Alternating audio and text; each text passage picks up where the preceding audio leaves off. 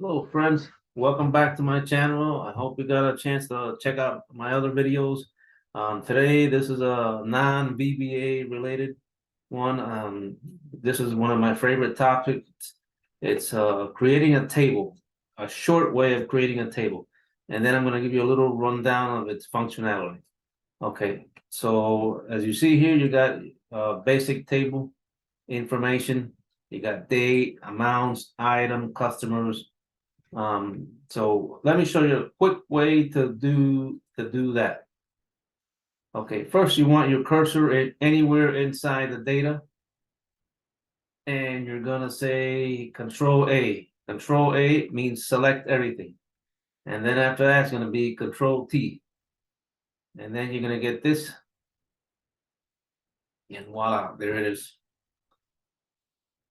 That's your table. That's your basic table, and you should always try to get tables with your data because it makes it more clean looking, more crisp, more efficient.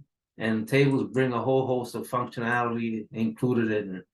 Where totals, you got your average, it's got a count item here. You can name it anything you want here. Pivot tables, love it because it's easy to refer it.